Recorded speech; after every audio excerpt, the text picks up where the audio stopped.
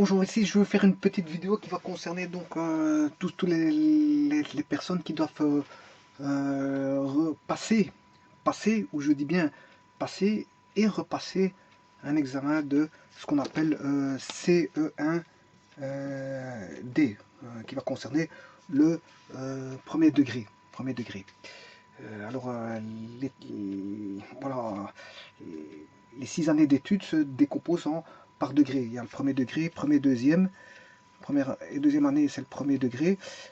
Troisième, quatrième, deuxième degré. Et cinquième, sixième, c'est le... Voilà, normalement c'est comme ça. Hein. Bon, normalement ça va comme ça.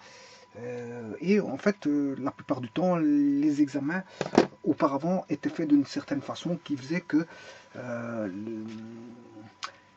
l'État ne faisait pas confiance aux différents examens des écoles. Pourquoi? Parce que quand on regarde bien, il y a des écoles faciles, des écoles difficiles. Et normalement, toutes les écoles doivent avoir le même style d'examen. Il n'y a pas de raison pour lesquelles une école doit être plus facile ou plus difficile qu'une autre. Donc l'école est abordable, doit être abordable pour tout le monde, accessible pour tout le monde, et apprise de la même façon par tous, euh, par une voie et moyen montrés par, bien sûr, euh, euh, voilà, par le monde de l'enseignement. Par le monde de l'enseignement, c'est-à-dire par ceux voilà, par les, comment ça s'appelle ça, le personnel d'État compétent au travers de l'enseignement doivent instaurer une ligne de conduite qui doit faire en sorte que chaque élève euh, doit avoir le même examen que pour d'autres. C'est-à-dire d'une école à une autre, les examens doivent être euh, les mêmes et pas une école plus facile que d'autres. Sinon, ça fera en sorte que certains élèves voudront aller dans des écoles plus faciles. Ou certains élèves diront que certaines écoles sont plus faciles que d'autres et certaines écoles sont plus privilégiées que d'autres. Donc, euh, pour s'estimer à ce que les compétences soient euh, connues, hein, pour que les compétences soient connues, et pour qu'un examen soit euh, établi pour tout le monde, mais on privilégie une forme d'examen qui a un, comment on appelle ça, un format donné, et qui va faire en sorte que la personne atteint les compétences. Alors qu'est-ce que c'est qu'atteindre les compétences? Eh bien, quand on a 50% de l'examen certificatif, on estime que la personne a les compétences. Bon, il n'est pas dit que à faire un examen, c'est pas dit de faire 100%. Il y a des examens, par exemple d'État, qui font en sorte que quand on a un examen à réaliser, ben, on prendra les meilleurs. On prendra les meilleurs. Donc, certains auront entre 10 et 20%, d'autres entre 20 et 30%, voilà, d'autres entre 40 et 50, voilà, d'autres entre 60 et 70, d'autres entre 70 et 80, d'autres entre 80 et 90, et d'autres entre 90 et 100.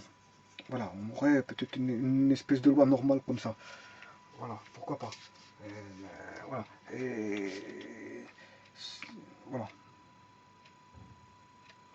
Entre 30, 40 et 50, il y en aurait beaucoup. Entre 50 et 60, moins. Entre 60 et 70, un peu moins. Voilà. On peut avoir une espèce de, voilà, de graphique qui ferait peut-être ceci, comme ceci. Voilà. Là, on retrouverait entre 50 et 60 une grosse moyenne. Voilà. Entre 50 et 60% une grosse moyenne. Et puis, ça redescendrait. Voilà. Et par exemple, s'il fallait prendre les meilleurs, ben, on prendrait ceux qui seront entre 90 et 100%. Voilà, les meilleurs seraient... Voilà, donc en fait, ça reflèterait une espèce de QI. Pourquoi pas? Ça reflèterait une espèce de QI. Ça reflèterait un espèce de QI. Voilà, une loi normale avec les QI, les quotients intellectuels. Bon, mais l'État ne demande pas d'avoir un grand quotient intellectuel comme si on devait embaucher une personne et qui devrait avoir les meilleurs résultats possibles. Bon, c'est pas le cas. L'État demande à ce que les élèves du premier degré, donc qui ont terminé le stade des 2 années les 2 premières années du secondaire, ben, ont 50%. Et l'État estime d'avoir 50%, pas plus. Voilà. Enfin, 50%, je m'excuse, 50%. Minimum. Le minimum atteint doit être 50%. Et dès le moment où on a 50%, qu'on ait fait 50, 60, 70 ou 80% ou 90%, peu importe, on estime que les compétences sont valables et que la personne a les compétences dans les matières spécifiées. Et je rappelle qu'un examen de CE1D, je crois qu'il n'existe que pour les mathématiques, le français, les sciences et les langues dites modernes. Les langues modernes. J'appelle par langue moderne les langues, contrairement aux langues anciennes. Langues anciennes qui sont le grec, le latin, voilà, et peut-être d'autres langues, et les langues modernes qui sont le néerlandais, le néerlandais, l'allemand, enfin comment est-ce qu'on appelle ça? L'anglais, néerlandais-anglais. Anglais-néerlandais. Ben, pour ceux qui sont dans le sud de la Belgique, parce que ceux qui sont dans le nord de la Belgique, voilà, c'est pas la même chose. Eux, leur examen se porteront sur maths et néerlandais. Et bien sûr, les langues modernes, pour eux, ce sera français et anglais. Voilà, j'imagine que ça va comme ça. Alors, je vous dis que pourquoi? Parce que ils ont instauré cet examen-là. Parce que tout d'abord, c'est pour voir les compétences, réelles compétences, qui doivent être les mêmes pour tous. Voilà, il ne doit pas avoir une école plus facile, plus difficile que d'autres. Voilà. Donc ici, cet examen-là a été instauré depuis, je crois, 2013 ou 2014. Bon, il y a toujours eu des examens, je veux dire, un peu spécifiques, tels que les examens interdiocésains, les examens, voilà, d'humanité générale. Enfin, il y a eu tout le long cours de l'éducation nationale, il y a toujours eu des formes d'examen comme ceci, bon, qui en fait était un examen global euh, qui revoyait les compétences pour savoir situer la personne où elle en était.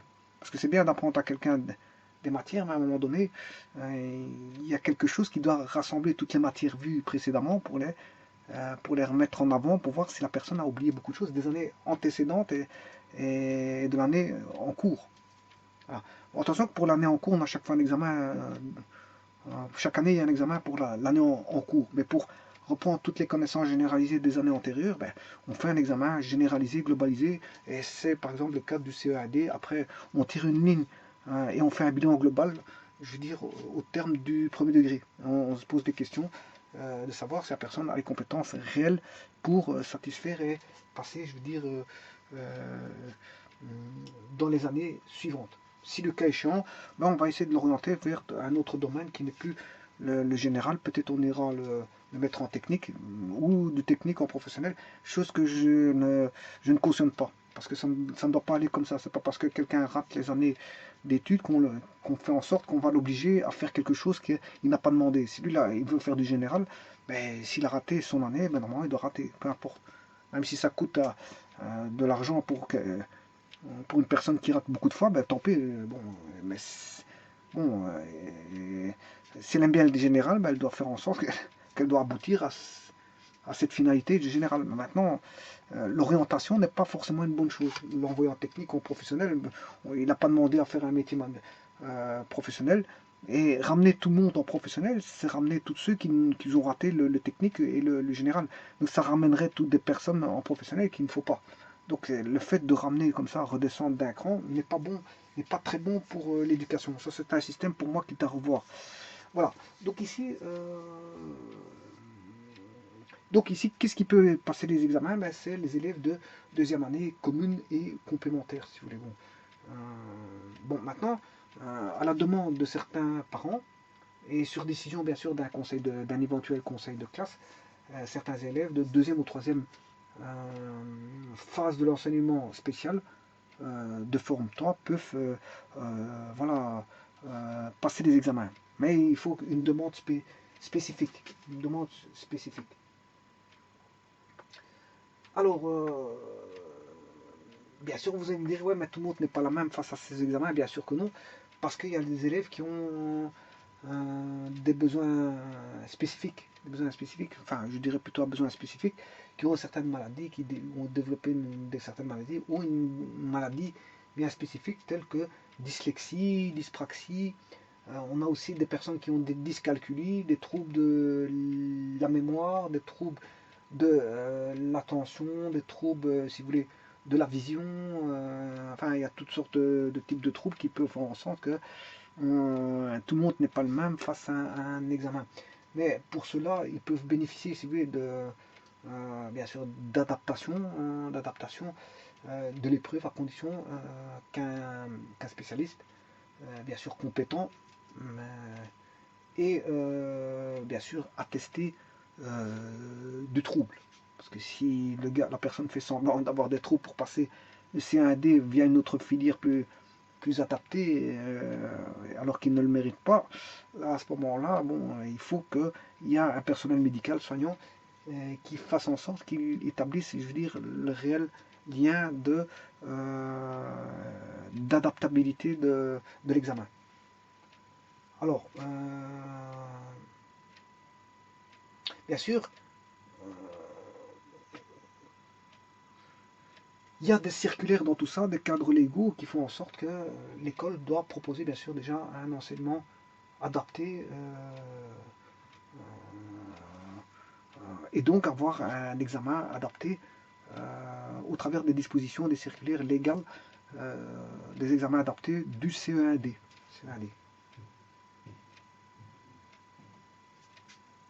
Alors, qui obtient le certificat? Eh bien, c'est le conseil, le conseil de classe doit considérer que les élèves qui obtiennent un minimum de 50%, un minimum de 50 peuvent, je veux dire, si vous voulez, obtenir le certificat à l'épreuve et qu'ils maîtrisent bien les compétences requises pour là ou les disciplines concernées.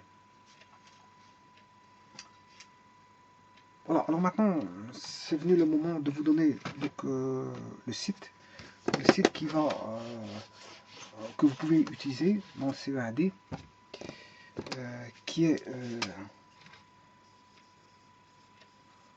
mathématique.org, voilà, barre oblique, CE1D.html.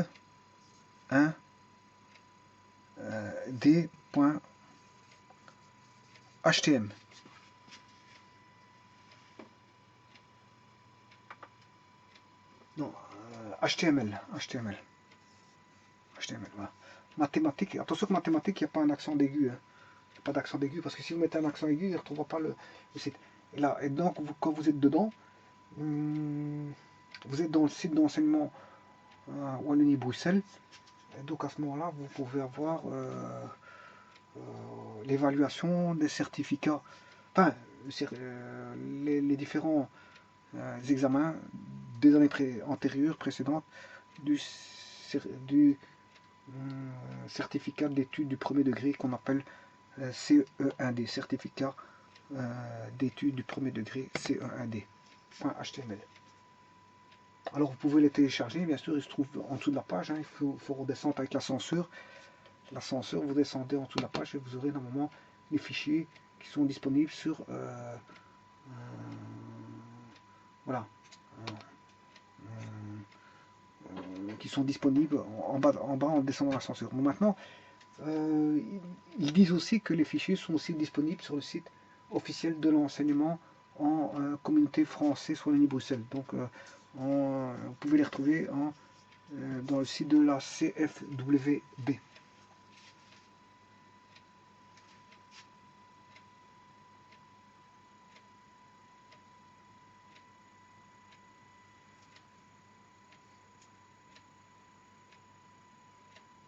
Alors maintenant, vous pouvez aller voir aussi dans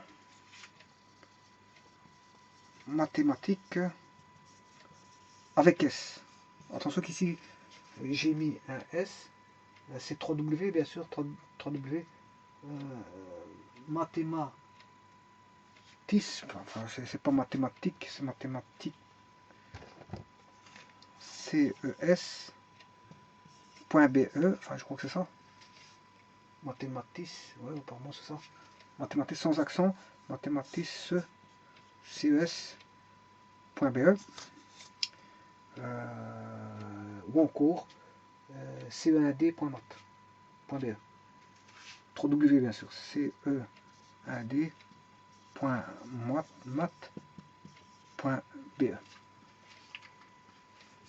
Voilà, et là vous avez tous les sites CE1D 2010, 2011, 2012, 2013, 2014. CE1D. Ouais, tout à l'heure je disais CE1D 2010, 2011, 2012, 2013, 2014, 2015, 2016, 2017, 2018 et 2019. Voilà, vous avez tous les CE1D. Et il existe bien sûr s'entraîner au CE1D, qui est un petit livre pour s'entraîner sur le CE1D. Bon, voilà. Qui existe. Apparemment, il y est depuis 2011. 2010. 2010. Pour les CE1D, apparemment, ça 2010. Voilà. Alors maintenant, je vais vous donner le site pour avoir plus d'informations sur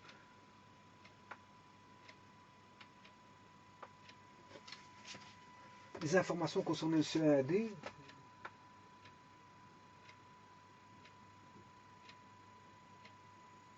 Donc ici, je vois que dans vous allez retomber sur le site. Vous allez avoir présentation générale pour qui obtient le certificat, qui fait quoi, cadre légal, etc. etc. Vous pouvez télécharger des fichiers concernant le cadre légal et beaucoup de choses. Voilà, et avoir des contacts si vous voulez des contacts. Voilà. Alors ceci, je vais vous donner le site, c'est enseignement.be.